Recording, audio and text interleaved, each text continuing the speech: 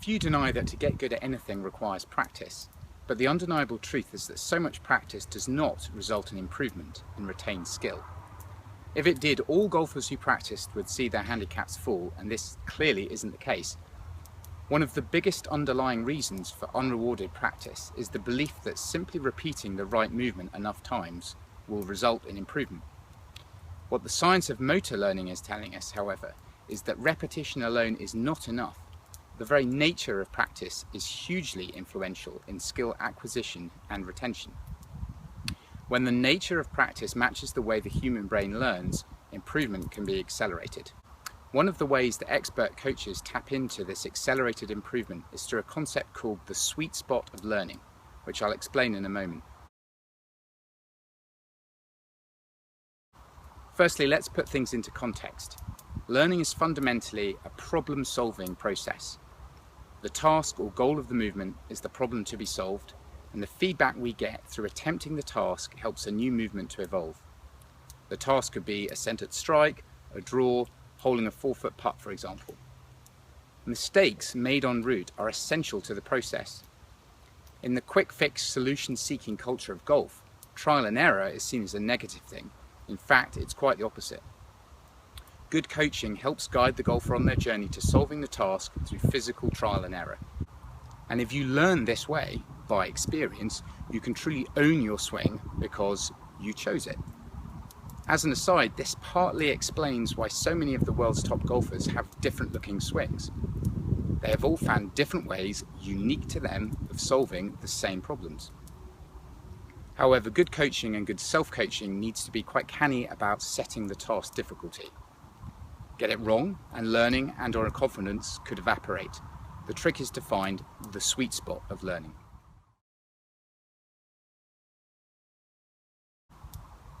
The sweet spot, also known as the optimal challenge point, is where the difficulty of the task you're attempting is set just beyond your current level of ability. This creates a situation where you have to reach and struggle slightly in order to solve the problem. If the task is too easy, it might lead to effortless success or boredom, but either way, little skill is earned here.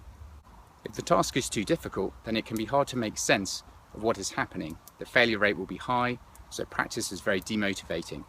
Imagine teaching a young child to ride a bike without stabilizers or giving them a helping hand. At the sweet spot, the appropriate movement is learnt through attempting a very specific task, and the brain associates the two, and it's this association which helps the right swing come to the fore for the shot at hand when you're out there on the golf course.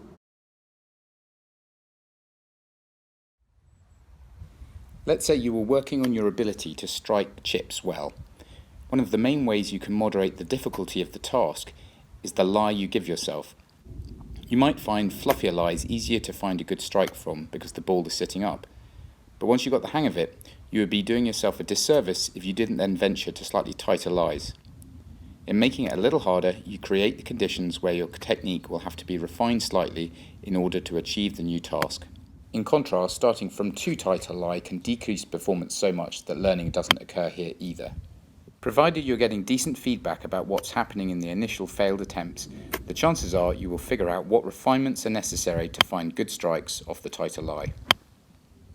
Strategies you can use to find the sweet spot of learning in long game include teeing it up or hitting it off the deck, alternatively making shorter or slower swings,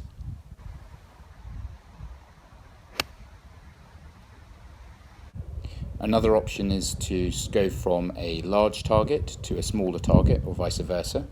Moving between a lofted or less lofted club is another way of moderating difficulty. You can also play games in your golf practice which have the sweet spot of learning built right into it. Here I'm doing a 3-in-a-row exercise. To set up the game, take a handful of tees and lay them out at 1-foot increments away from the hole. The purpose of the game is to hold 3 putts from each station, gradually moving back away from the hole. As soon as you miss one, however, you have to go right back to 1 foot and start the game again. In this way, it keeps you from skipping ahead of where you are right now, only allowing the task to become harder if you build up the necessary skill.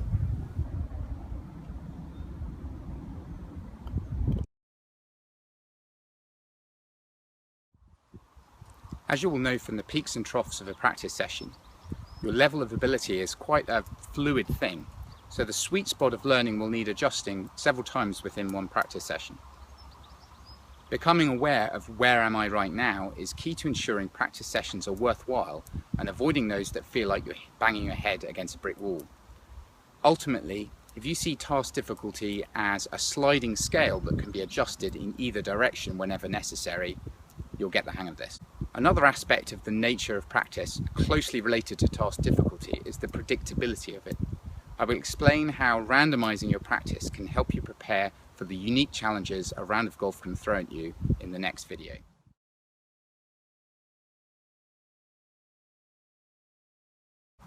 And just one final point to reflect upon. Understanding the true process behind acquiring skill can challenge our notion of what is a good practice session. When you're out there, is the purpose of you being there to make yourself feel better about your game for that hour, or to build skill? Neither are wrong, but the decisions that you make about how you practice have a significant effect on the outcome that you get. If you want something of long-term value, a little bit of struggle with good feedback is a good thing. That is the sweet spot of learning.